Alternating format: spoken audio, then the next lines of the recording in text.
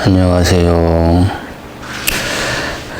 초기 불교 이게 네 번째 시간입니다. 오늘은 사성제에 대해서 이야기할 겁니다. 책은 몇 페이지입니까? 87페이지네요. 제 6장 사성제가 이제 오늘 할 부분입니다. 전 시간에는 우리가 법에 대해서 알아보는 시간을 가졌습니다. 그죠? 복습한 의미에서 법이란 존재를 법으로 해체하는 거다. 이제 그런 이야기를 했었고, 그 다음에, 해체하는 과정을 통해서 아공을 사실은 존재하는 게 실제로 존재하는 게 아니구나 하는 것을 깨달음으로써 이제 아공을 확실하게 이해하고, 그 다음에 법 그 자체에 대해서 통찰을 함으로써 법이 무상하고 괴롭고 무아임을 통찰해가지고 법공을 또 이해하고 해서, 그래서 아공과 법공을 두루 숙지함으로 해서 깨달음의 경지에 이른다, 그런 이야기를 했습니다. 그 다음에 법이라는 것은 법의 특징은 두 가지다. 고유성질 그리고 찰나, 이렇게 두 가지라고 이야기를 했습니다. 예를 들어서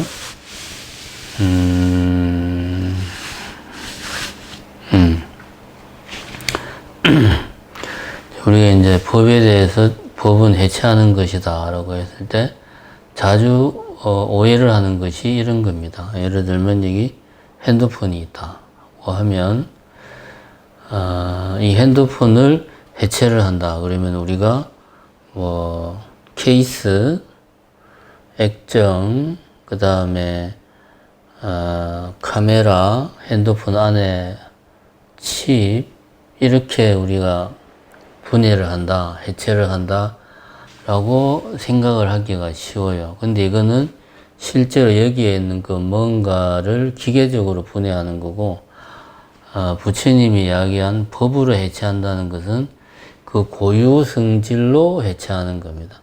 법이라 하는 것은 고유 성질이라고 이야기했잖아요. 고유 성질로 해체하는 거예요. 실제로 있는 핸드폰을 해체하는 게 아니고 내 마음속에 있는 핸드폰에 대한 나의 생각, 나의 핸드폰에 대해서 내가 가지고 있는 이미지, 그것을 고유 성질로 나누는 겁니다. 예를 들면 핸드폰, 내가 마음속으로 생각할 때 핸드폰과 다른 것을 구분하는 게 뭘까? 생각해 보니까 핸드폰은 휴대하는 거다. 휴대성이 있다. 고유 성질로서 휴대성을, 거기에서 핸드폰이라는 내가 마음속에 가지는 그 개념, 이미지, 사실은 그게 우리가 존재죠. 거기에서 휴대성이라는 하나의 고유 성질을 분해를 해내고, 또 핸드폰과 다른 것을 구별 짓는 게 뭐가 있나 생각해 보니까 이거는 컴퓨터의 일종이다. 계산하는 기능, 계산, 이렇게 고유 성질 두 가지로 분해를 하는 겁니다. 실제로 있는 현실 세계, 실세계에 있는 이 뭔가를 분해하고 해체하는 것이 아니고 내가 마음속에 생각하는 핸드폰이라는 개념, 핸드폰이라는 이미지, 그것을 고유의 성질로 분해를 하는 거죠. 그래서 예를 들면 뭐 휴대성, 계산하는 기능, 뭐 이렇게 분해할 수 있는 거죠. 그랬을 때 이 휴대성, 이것이 하나의 법이고, 계산 기능, 이것이 또 하나의 법이고, 두 개의 법으로 핸드폰이라는 개념을 해체를 하는 거죠. 이렇게 이해를 해야 된다. 핸드폰, 법이라는 것은 처음에 말한 대로 케이스, 액정, 카메라, 반도체, 이렇게 해체하는 것이 아니다. 그거를 잘 유념할 필요가 있습니다. 오늘은 이제 이 책에서 보면 저번 주까지는 우리가 일종의 이제 개론에 해당하는 부분을 했습니다. 목차를 보면 이제 제1편 초기 불교의 기본 주제 이 부분을 지난주까지는 했고 이번 주에는 이제 교학 초기 불교의 교학 제2편 초기 불교의 교학을 이제 이번 주에 시작을 합니다. 그래서 그 처음이 이제 사성제 이야기가 나옵니다. 근데 이제 우리가 저기 이제 아비담마 상가타, 아비담마 길라잡이, 그 남방불교의 전통적인 교재에서 보면 사성제 이야기가 제일 끝에 나와요. 후반부에. 근데 여기서는 교학의 제일 처음을 사성제로 시작을 합니다.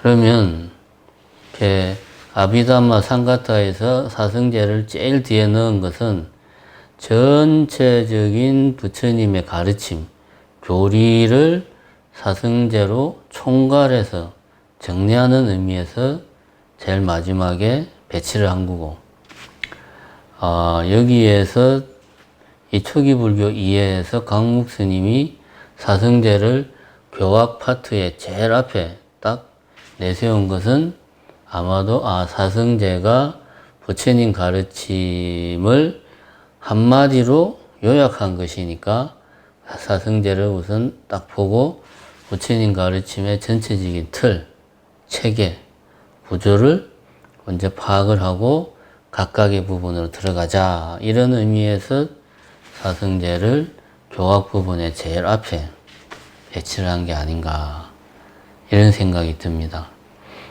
사실 사성제의 내용은 여기 이제 6장을 읽어보시면 알겠지만 12연기의 내용 플러스 8정도, 이렇게 두 개를 합친 내용입니다. 엄밀하게 따지면 거기에서 큰 차이가 없습니다. 굳이 사성제의 각 부분을 설명하려고 하면 12연기에 대한 설명으로 들어가야 돼요. 그럼 나중에 12연기에 대한 세세한 이야기를 또 할 건데, 사성제를 다루는 부분에서 세부적인 내용을 깊이 들어갈 필요가 없지 않냐.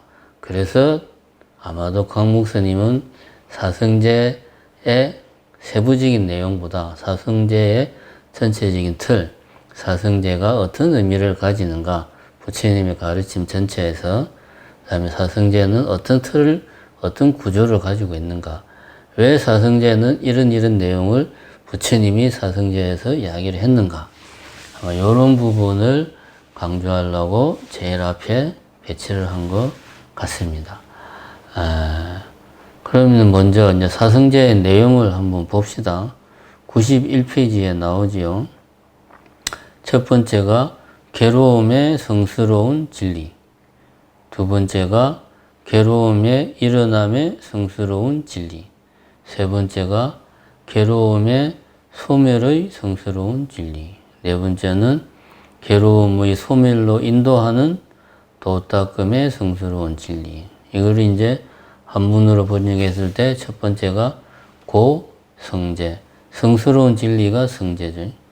두 번째는 고집성제, 괴로움의 소멸에 관한 진리. 세 번째는 고멸성제, 괴로움의 소멸에 관한 성스러운 진리. 네 번째는 고멸도성제. 이렇게 네 가지로 나누어서 이야기를 한다. 요걸 우리는 그냥 편하게 사성제 그러면 고성제, 집성제, 멸성제, 도성제 이렇게 이야기하는데, 정확하게 말하면 고성제, 고집성제, 고멸성제, 고멸도성제 이렇게 표기를 해야 된다. 어쨌든 이 네 가지가 사성제입니다. 네 가지가 사성제다. 그러면은 왜 사성제를 이렇게 이야기를 했을까? 사성제라는 것이 부처님의 다른 가르침과 어떤 차이가 있느냐. 우선 이거를 우리가 알 필요가 있습니다. 사승제만의 어떤 특성. 왜 부처님이 사승제라는 이런 형식으로 당신이 깨친 바를 이야기를 했는가. 이거를 우선 제일 먼저 우리가 알 필요가 있다. 이거는 사승제는 쉽게 말하면 이런 겁니다. 부처님의 가르침에 대해서 전혀 모르는 사람이 부처님에게 물어볼 수 있죠. 그래, 그러면 도대체 당신이 깨달았다는 게 뭐냐? 당신이 주장하는 바가 뭐냐? 내한테 한번 5분 안에 간단하게 이야기해봐라. 이렇게 물어볼 수 있겠죠.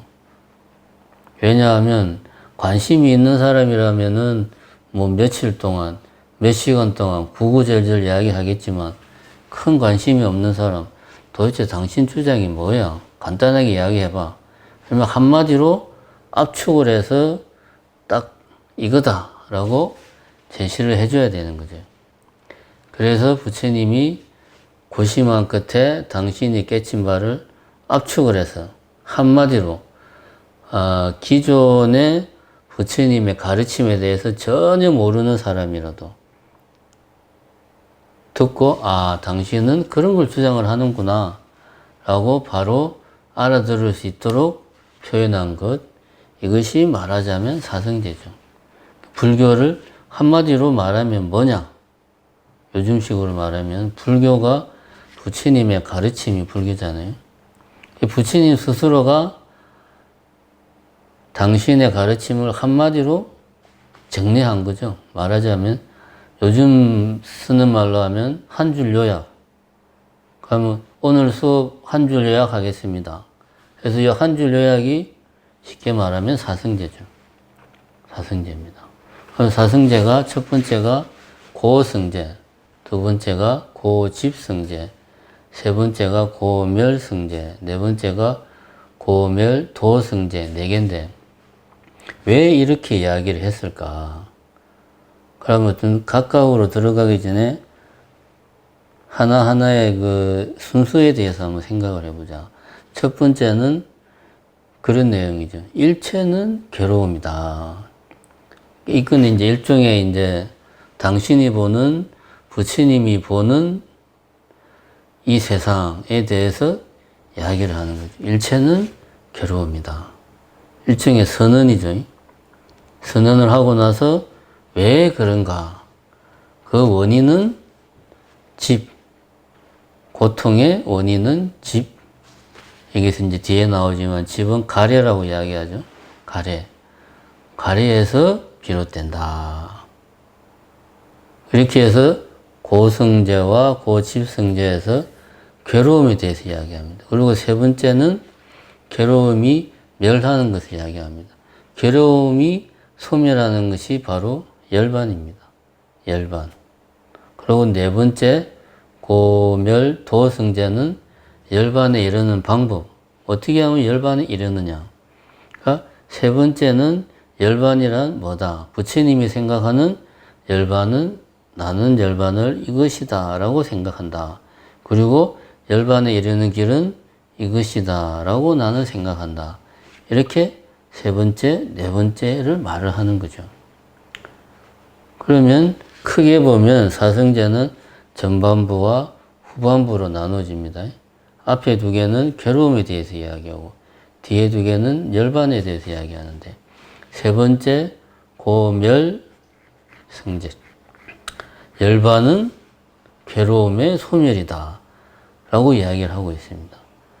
즉 열반이란 부처님이 생각하는 열반이란 괴로움의 소멸이다 라고 부처님이 이야기를 하는데 이 말을 하려면 괴로움이 뭔지를 먼저 왜 괴로움을 이야기하는지를 이야기를 해야 되니까 전반부에서 괴로움이라는 게 뭐고 괴로움이 어디서 원인이 기인하는가를 전반부에서 이야기를 하는 거죠.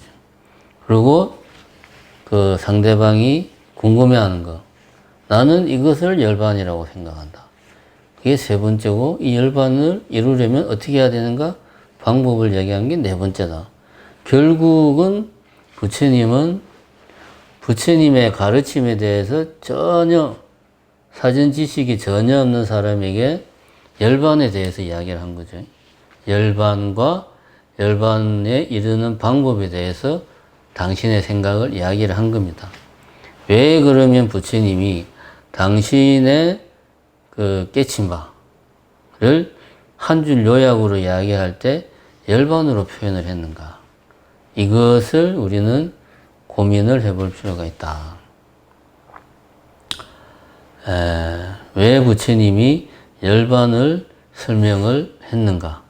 당신의 깨친 바의 한 줄 요약으로 생각을 해보면 상대방이 불교에 대해서 사전 지식이 전혀 없는 사람이라고 전제를 했을 때 열반을 이야기하면 상대방이 알아들을 거라는 거죠. 이 말은 무슨 이야기냐 하면 열반이라는 개념, 열반을 어떻게 이룰 것인가 하는 이야기는 부처님 당시에 이미 보편적으로 공유하고 있는 하나의 개념이었다. 그런 이야기입니다. 부처님이 지금으로부터 2500년 전에 대략 탄생하신 분인데, 그 비슷한 시기가 중국에서는 이제 제자백가 시대 해가지고 공자, 맹자, 순자, 묵자 뭐 이런 여러 가지 그 백가쟁명 사상들이 막 나오던 시기입니다.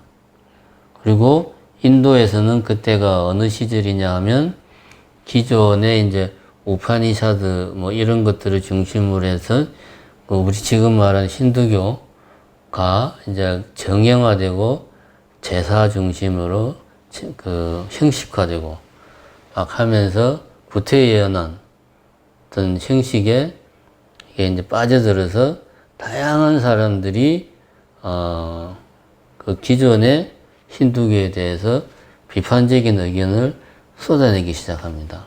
부처님도 그 중에 한 분이고, 뭐, 거기에는 이제 뭐, 유물론자도 있고, 여러 이제, 부처님 전기에 나오는 이제 이 외도라고 하는, 대표적으로 6개의 이제 외도가 있었다고 그러죠. 그런 다양한 사상가들이 인도에서 또 비슷한, 중국과 비슷한 시기에 등장을 합니다. 그 다음에 고대 그리스 같은 경우에는 또 유사한 시기에 많은 철학자들이 등장합니다. 플라톤, 뭐 아리스토텔레스, 뭐 피타고라스, 그다음에 그 데모크리토스, 뭐 이런 등등등 많은 철학자들이 그 시기에 등장을 합니다.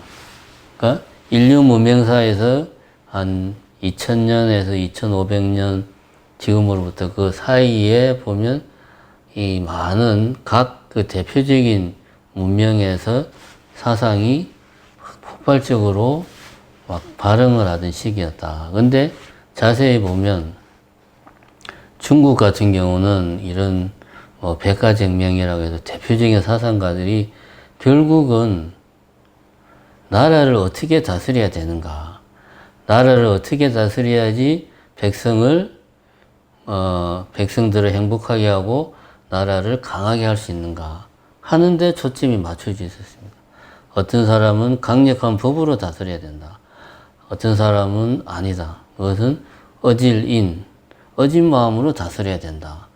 또 어떤 사람은 기술로서 뛰어난 기술로서 나라를 다스려야 돼. 이런 뭐 다양한 중국 같은 경우는 사람들이 관심이 나라를 어떻게 다스릴 것인가, 백성을 어떻게 다스릴 것인가를 가지고 많은 사상가들이 논쟁을 했어요.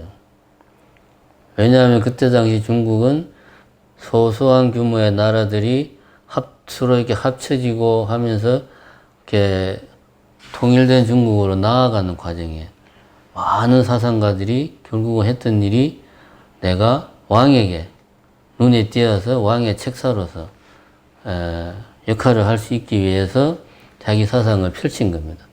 그래서 중국에서는 어떻게 하면 나라를 잘 다스리는지, 어떻게 하면 백성을 잘 다스리는지에 사상가들의 관심에 초점이 있었다면, 인도 같은 경우는 그게 아니고 이런 힌두교 사상들이 그 이전부터 생겨 나오면서 윤회의 개념이 나오고 열반의 개념이 나온 거죠. 사람은 계속 환생을 한다. 그것은 고통이다. 그래서 이 고통을 면하기 위해서는 열심히 수행을 해서 더 이상 환생하지 않는 상태를 목표로 해서 열심히 수행을 해야 된다 하는 것이 기존의 당시 인도 사회에 보편적으로 퍼져 있던 하나의 이제 사상이었다 이거죠.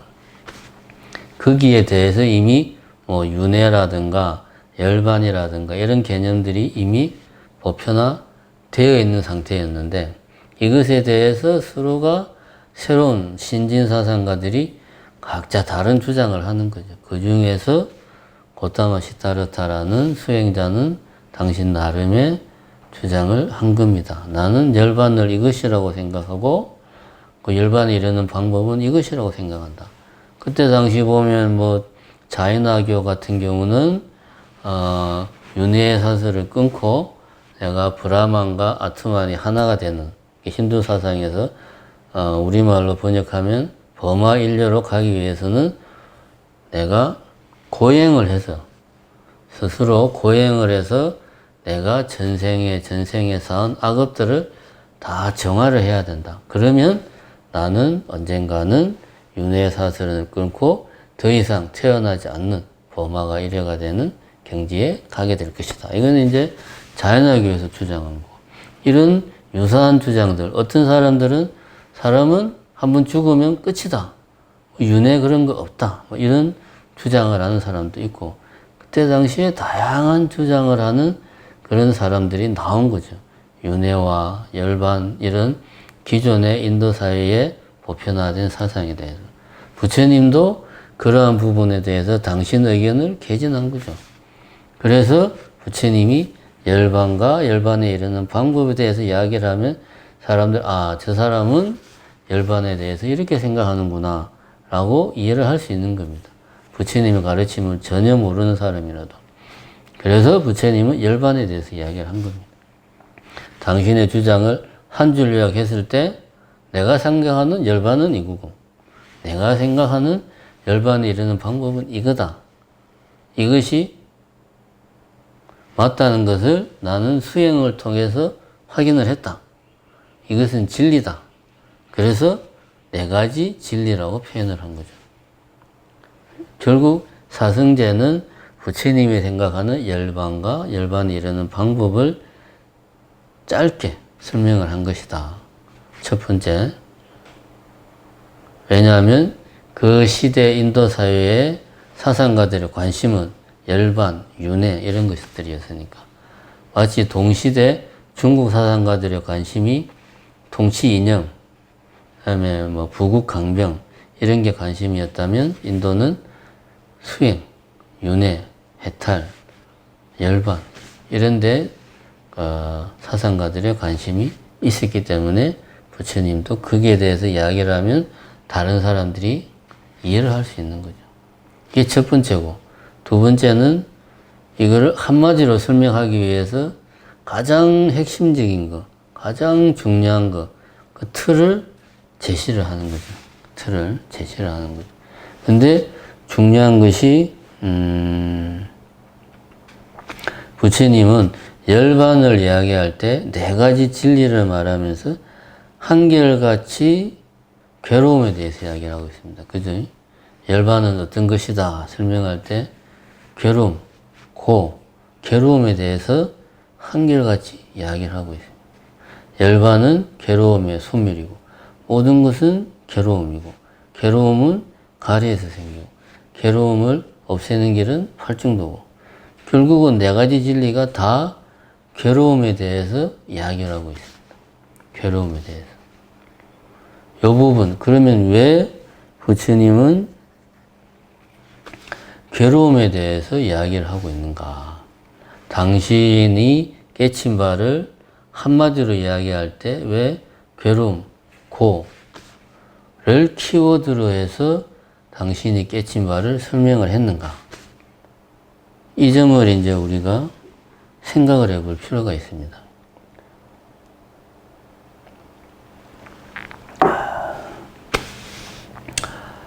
괴롭다 하는 것은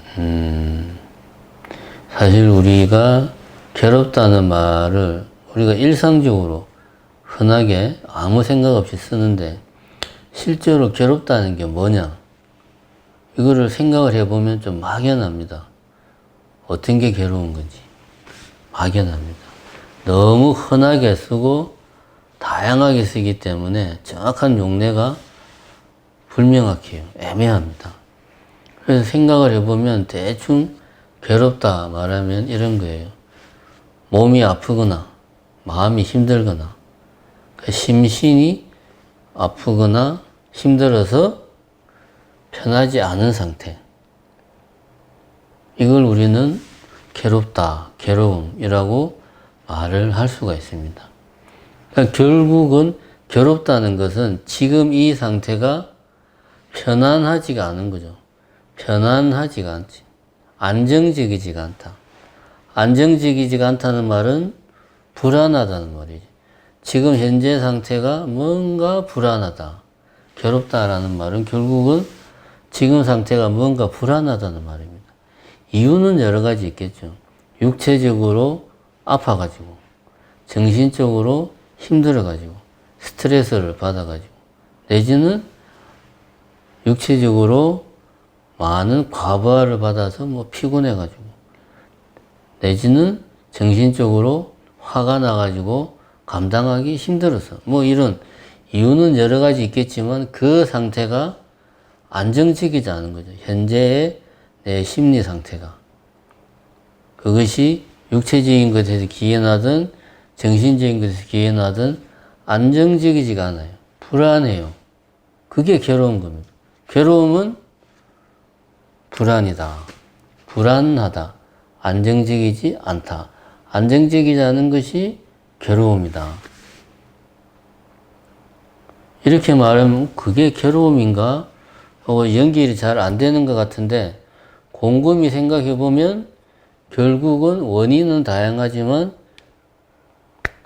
괴로움이 지향하는 바는 하나입니다. 지금 상태가 편안하지가 않다. 편안하지가 않다. 그런 상태를 우리는 괴롭다라고 이야기를 하는 겁니다. 지금 상태가 편안하지 않다. 안정적이지 않다. 불안하다. 이 말은 무언가 계속 끊임없이 변한다는 거죠. 변한다는 거죠. 이 상태가 고정불변이면, 지금 현재 상태가 고정불변이면, 예를 들어서 사람이라는 동물은 태어나는 순간부터 죽을 때까지 물 100ml만 먹으면 되게 딱 만들어져 있으면 매일 물 100ml만 고정적으로 먹어도 그 누구도 괴롭다고 말을 안 해요. 고정불변이니까. 근데 그게 아니라는 거지. 지금 상태가 예를 들면 어떤 때는 밥을 3끼 먹었다가 어떤 때는 밥을 2끼 먹었다가 고정적이지 않으니까 지금 상태가 불안한 거죠. 편안하지가 않은 거죠. 더 먹고 싶을 때도 있고 배가 너무 불러가지고 먹기 싫을 때도 있고 결국은 괴롭다는 말은 불안하다, 안정적이지 않다라는 의미를 가지고 있고 그것은 근본적으로는 뭔가 변화, 항상 변화할 수밖에 없는 어떤 뭔가가 우리들 자신의 특성이 문학적으로 표현하면 숙명이 끊임없이 변화할 수밖에 없는 숙명을 우리가 타고났기 때문에 괴로운 거죠. 이것을 부처님은 어떻게 이제 설명을 하고 있는가 하면은, 이제 12연기에서, 우리 12연기를 하면, 그때 자세히 하겠지만, 설명을 하기를 부처님이 진리를 깨달은 과정은 12연기를 역관을 해서 12연기의 유전문을 역관을 해서 깨달았다. 이렇게 이야기를 합니다. 자세한 이야기는 12연기 할 때 하고, 이거는 무슨 이야기냐 하면 이런 거죠. 12연기는 그거 아닙니까? 무명, 행, 식, 명생, 육입, 촉수, 애취, 유, 생, 노사. 이게 12연기를 순간으로 한 거고, 역순으로 하면 반대로 하는 거죠. 노사, 생, 유, 그 다음 뭡니까? 치, 애, 수, 촉, 유기, 명색, 식, 행, 무명. 역관으로 보면 이렇게 되는 게 12연기입니다. 이거 사실은 입에 붙을 정도로 외워야 됩니다. 저도 순간은 뭐 잘 되는데 역관은 이게 좀 왔다리 갔다리 하죠. 앞으로도 이게 자연스럽게, 뒤로도 자연스럽게 이거를 완전히 다 외울 정도가 돼야 됩니다. 부처님이 12연기를 역관을 하는 과정을 통해서 고와 집성제에 대해서 깨달았다라고 이야기를 합니다. 이런 거지. 노사. 왜 사람은 늙고 죽을까? 노사는 무엇이 있어서 노사가 있게 된 것일까? 무엇에 의지해서 노사가 일어나는 것일까? 생각해 보니까 생. 태어나지 않는다면 늙고 죽는 것도 있을 수 없다. 그러니까 태어남에 의지해서 노사가 있다. 라고 부처님이 생각하신 겁니다. 그럼 태어남은 무엇에 의지하는가? 또 부처님이 생각을 했죠. 태어난다는 것은 무엇에 의지하는가? 생각해 보니까 내라고 하는 존재가 없으면 태어나고 병들고 늙고 죽는 과정도 없다. 이런 생각을 한 거죠. 맞는 말이죠. 내가 없으면 태어날 것도 없고 병들 것도 없고 죽을 것도 없지. 내가 없으니까. 그래서 생은 유, 존재에 의지하는구나 라고 부처님이 생각을 한 거죠. 그 다음에 유에 대해서 부처님이 그럼 유는 무엇이 있음으로 해서 유가 존재하게 되는가, 있게 되는가 생각해 보니까 유는 치에서 기인하더라. 치는 끌어당긴다, 취합한다, 가진다, 뭐 획득한다 그런 뜻이죠. 우리가 보통 이 유는 말하자면 기존의 불교 용어로 쓰면 오온입니다. 오온. 5가지 온. 색, 수, 상, 행식. 오온이라고 하는 것은 계속 강조하지만 현실에 존재하는 그 무엇을 5가지로 분해한 것이 아니고 그것을 고유성질로 나눈 거예요. 고유성질은 뭐라고 그랬죠? 법이라고 그랬죠. 그럼 나라는 존재, 내가 마음속으로 생각하는 나라는 존재를 어떤 고유성질로 나누는 겁니다. 나라고 하는 것은 이 몸이 내구나. 몸뚱아리를 가지고 있는 이것이 내구나.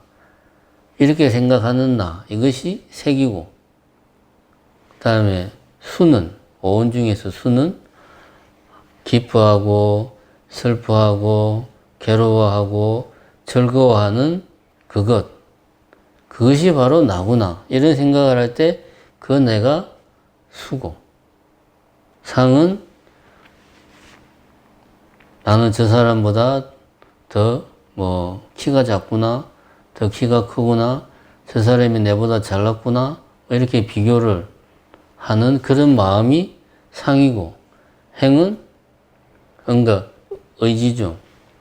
더 열심히 공부해야 되겠다.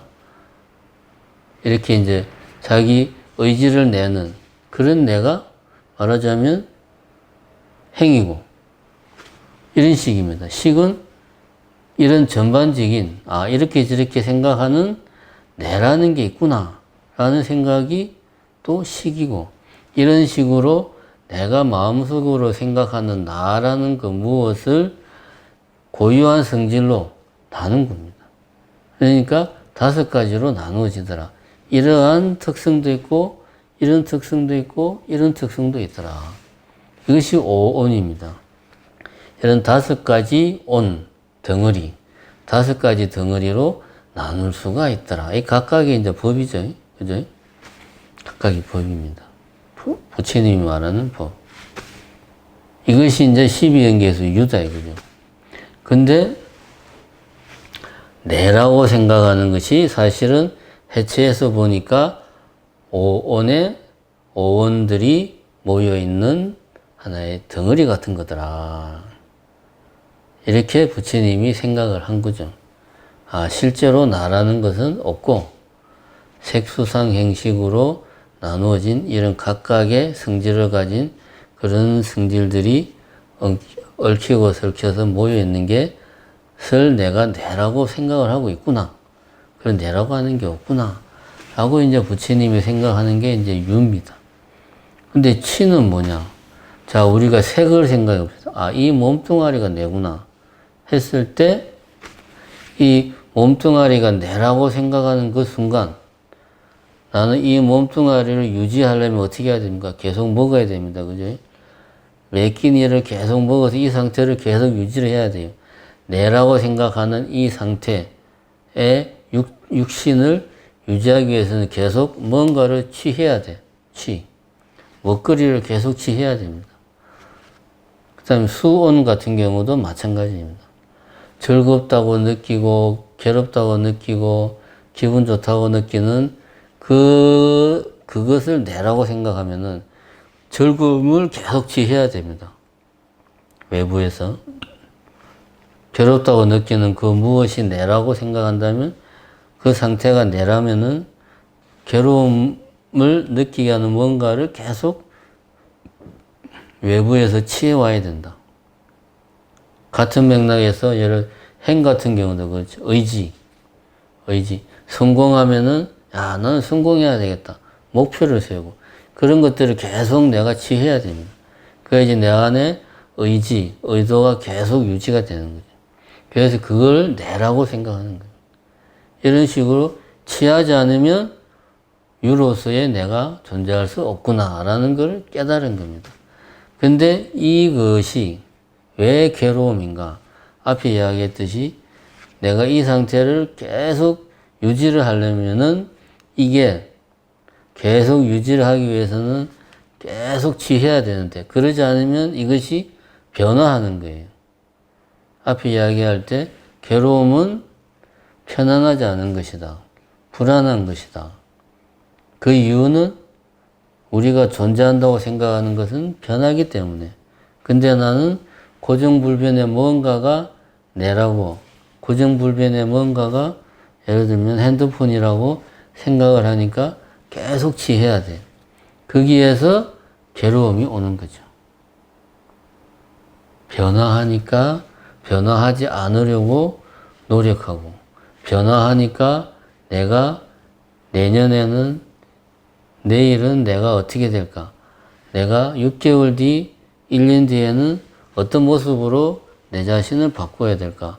내가 어떻게 될까에 대해서 불안해하는 거고. 이런 것들이 결국은 괴로움이라는 거죠.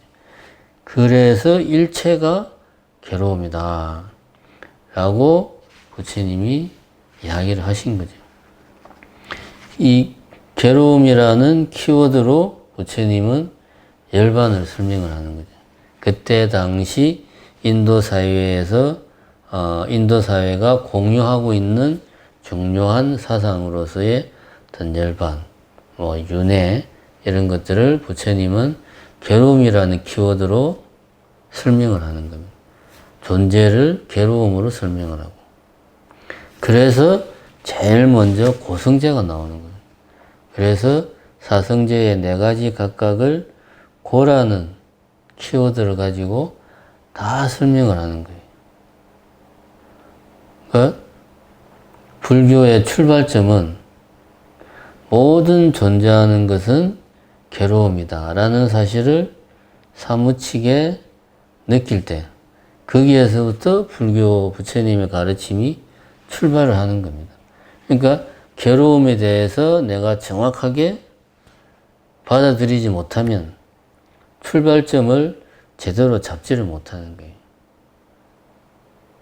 그래서 이게 불교에서 고를 느끼는 것, 부처님이 말하는 고를 느끼는 것, 부처님이 말하는 괴로움을 이해하는 것이 얼마나 중요한가를 알 수 있는 게 바로 이 사성제다.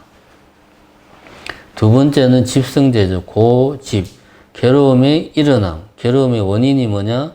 12연기에서 보면 노사는 생에 의지하고 생은 유에 의지하고 유는 치에 의지하고 치는 가래에 의지한다. 왜 취하는가? 그것은 애착하기 때문에 무엇을 내라고 하는 것에 대해서 내가 애착하고 탐착하고 이것이 지금 이 모습으로 유지되게 하고 싶으니까 계속 취하는 거지. 사실은 그런 게 없는데. 그래서 그것이 원인으로서 집성제를 이야기를 하는 겁니다. 원인으로서. 요거를 좀 다른 비유를 들어서 보자. 사실 생명과 생명 없는 생명체와 무생물의 구성 요소를 보면 다른 게 하나도 없습니다. 구성 요소는 다 이 지구를 구성하는 원소들로 똑같이 이루어져 있어요. 똑같이. 구성 요소로 따지면. 그런데 예를 들어서 요즘 장마철에 비가 많이 왔다 이겁니다. 계곡에 물이 불어가지고 물이 막 콸콸콸 내려가요. 그러면은 콸콸콸 내려가는 물을 보고 있으면 이런 생각이 듭니다. 야, 저 물이 저렇게 바위에 부딪히고 때로는 어떤 더러운 웅덩이 같은 데 고여 있다가 힘들게 그렇게 바다로 간들 그렇게 바다로 가서 또 다시 정발해가지고 수증기가 돼가지고 다시 구름이 되어서 하늘에서 떠돌다가 무거워지면 비로 떨어지는 거예요. 그래서 똑같이 또 바위에 부딪히고 지저분한 웅덩이 같은 데 고여 있다가 다시 바다로 나가가지고 또 수증기가 되어서 이걸 수천 번, 수만 번 물들은 반복을 한다 이거예요. 생각을 해보면. 그러면은 만약에 물이 생명이 있다고 치자. 내가 물이라고 치자. 그럼 지금 나는 막 바위에 부딪히고 더러운 웅덩이에 고여있고 그 상태가 나는 괴로운 거야. 편안하지가 않으니까. 그래서 바위에 부딪히기 싫다. 그럼 괴로운 거예요.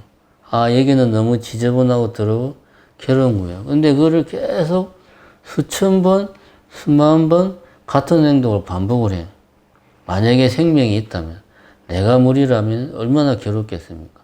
근데 물은 생명이 아니니까 바위에 부딪히는 걸 괴로워하고 더러운 웅덩이에 고여서 한참 동안 있는 걸 괴로워하고 바다에 있을 때 뜨거운 열을 받아가지고 하늘로 올라갔다가 하늘에서 그냥 땅바닥으로 몇천 미터를 떨어져 가지고 바위에 부딪혀서 산산조각이 나고 하는 것들에 대해서 괴로움을 못 느끼죠.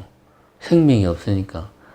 이게 이 덩어리가 내라고 하는 생각이 없으니까.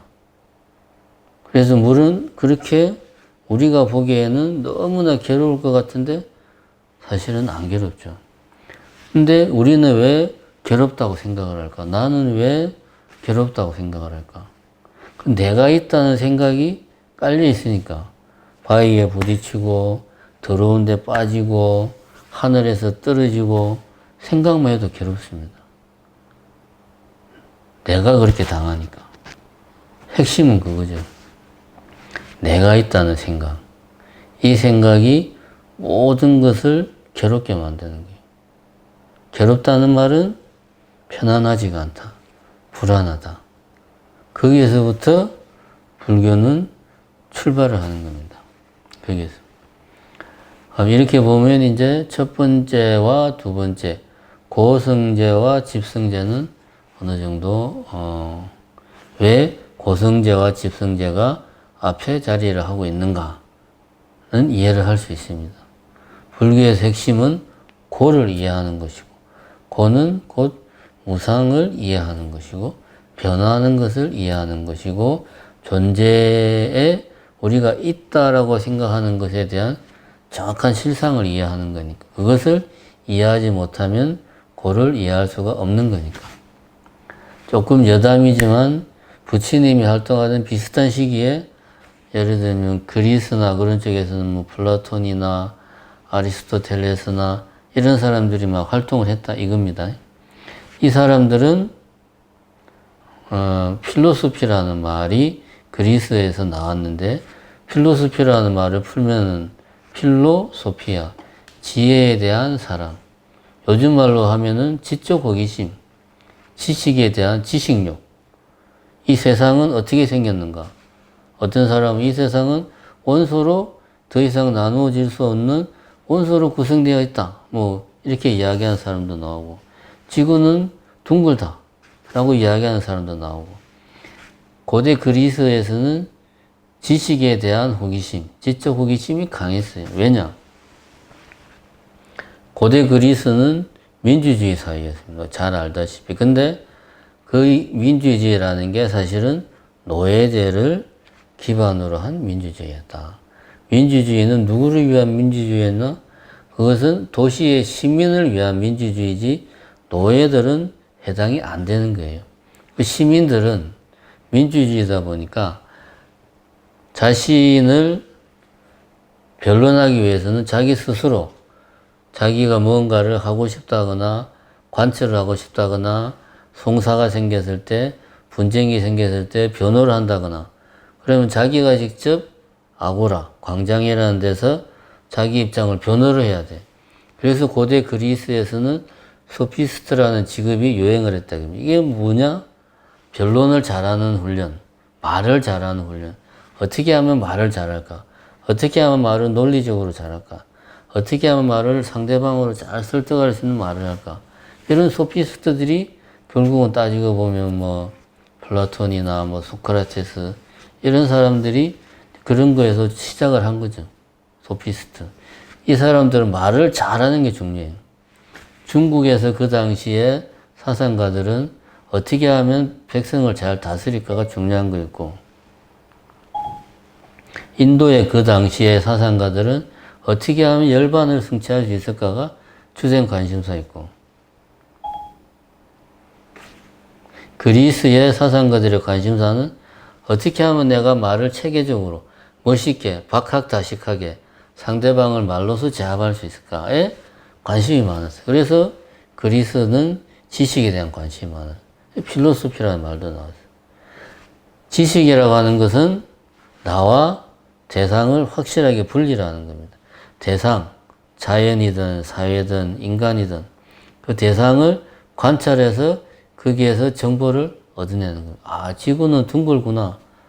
예를 들면 하늘이 파란 것은 빛의 산란 때문에 파랗구나. 여기에는 나의 문제가 없어요. 대상에 대한 관찰을 관찰하고 정확하게 분석하고 자기 생각을 논리적으로 체계적으로 잘 설명하고 이런 것들이 중요했던 겁니다.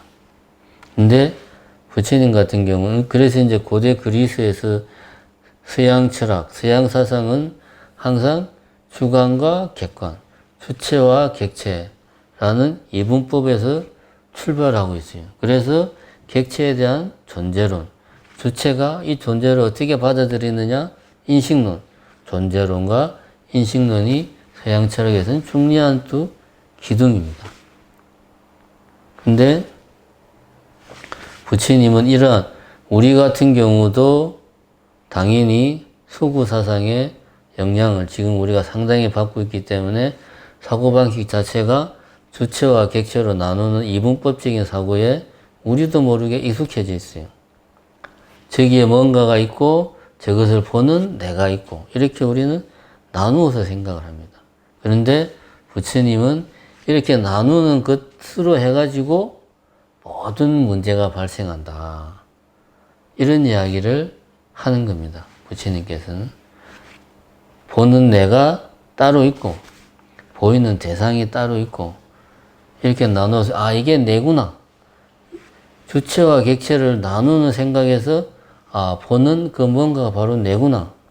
이러한 게 내구나 라는 생각을 하게 되고 이게 나야 라고 생각을 하니까 나에 대해서 애착하게 되고 그런 나 자신을 더욱더 집착하게 되고 거기에서 고가 나오는 거죠. 거기서 괴로움이 나오는 거죠.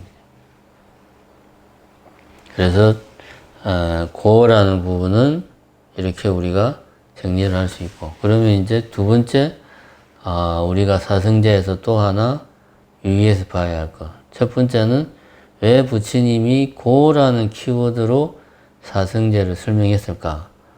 이걸 우리가 첫 번째 좀 깊이 생각해야 될 바고, 두 번째는 그럼 왜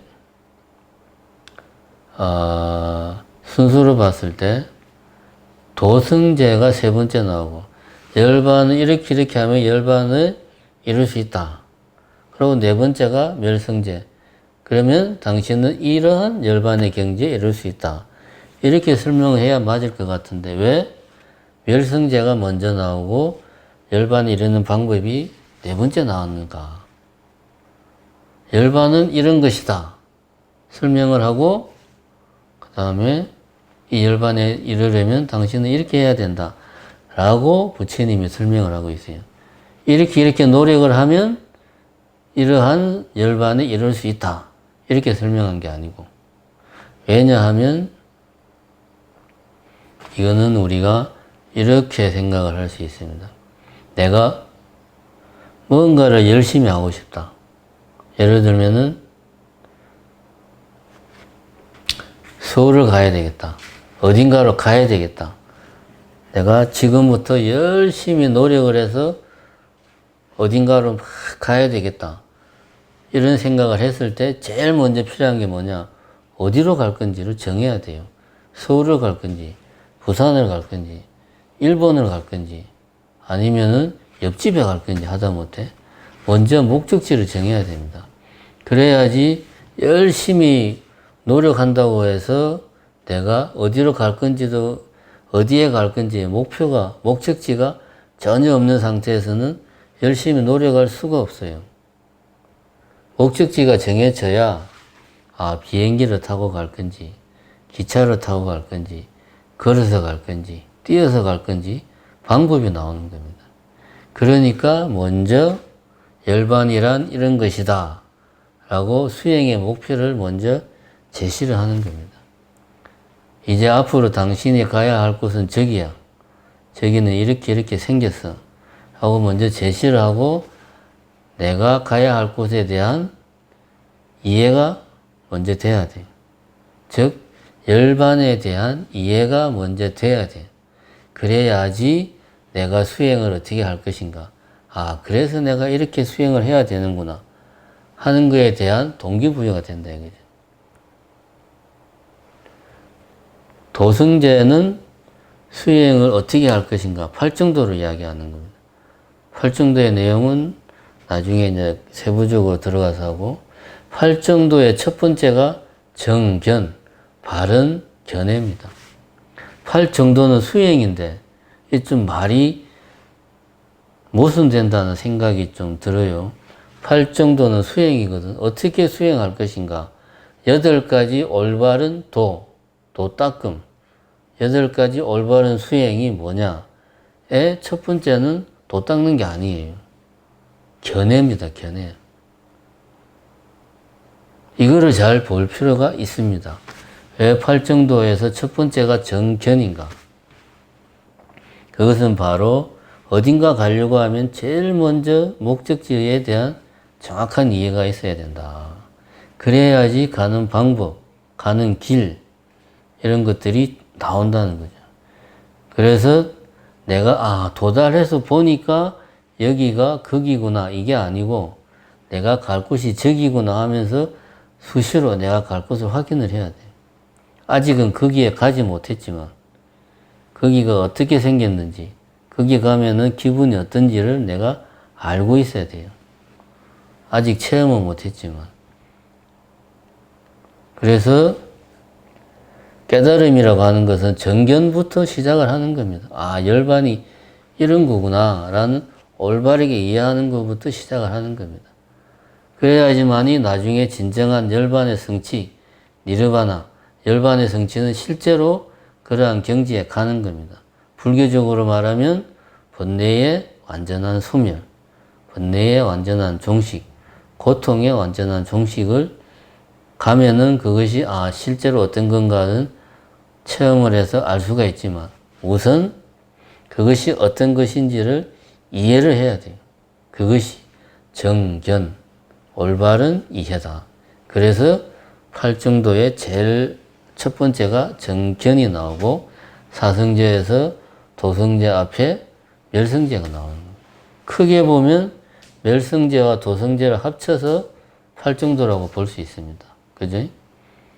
자, 이렇게 정리를 하면 첫 번째, 부처님이 사성제에서 이야기하고자 했던 것은 불교에 대한 부처님의 그 깨친 바에 대한 사전 정보가 전혀 없는 사람에게 일본 요약으로 설명한 것이 사성제다. 그렇게 설명하려고 하니까 당시 인도 사회에 보편화된 개념이었던 열반, 그 열반에 어떻게 이럴 것인가를 이야기하면서 당신의 생각을 이야기했다. 그런데 열반을 이야기하기를 부처님은 괴로움의 소멸로 이야기했기 때문에 사성제의 앞 전반부는 괴로움에 할애를 한 것이다. 그래서 고성제와 집성제가 괴로움의 내용을 설명한 것이고, 그래서 열반이 뭐다 하는 것은 괴로움의 소멸을 이야기하고, 그 다음에 괴로움에 가는 길은 팔정도라고 이야기하고, 이렇게 부처님은 사성제를 괴로움이라는 키워드로 이야기를 했다. 그리고 이 말은 뭐냐? 괴로움에 대한 올바른 이해야말로 불교의 핵심이다. 그 방법은 계속 이야기하지만 개념을 법으로 해체하는 것을 통해서 우리는 무상, 고, 무아를 이해한다는 거죠. 이게 무상하다, 괴롭다, 내려갈 것이 없다라는 것이 괴로움의 실상을 정확하게 파악하는 겁니다. 결국 같은 이야기예요. 이렇게 부처님은 사성제로서 당신이 가진 그 깨친 바를 짧게 설명을 했다. 이렇게 우선 사성제 그 자체에 대해서 우리가 이 정도로 이해를 하면 되겠습니다. 사성제의 각각의 내용들은 뭐냐? 이거는 이제 세부적으로 들어가면 되는 거죠. 세부적으로 들어가자면 12연기고, 12연기를 이해하려면 법에 대해서 이해를 해야 되고, 그래서 아비담마 쌍가타에서 보면 전반부는 거의 대부분 법에 대한 설명이 하려고 하고 있고, 그 다음에 5원, 12처, 18개 이런 것들을 설명하고 있고, 그 다음에 팔정도를 설명하고 제일 마지막에 사성제를 설명하고 끝내고 있습니다. 사성제 안에 이 앞에 있는 모든 게 다 들어가니까. 네, 이렇게 오늘은 사성제에 대해서 이야기를 해봤습니다. 네, 이상 마치겠습니다.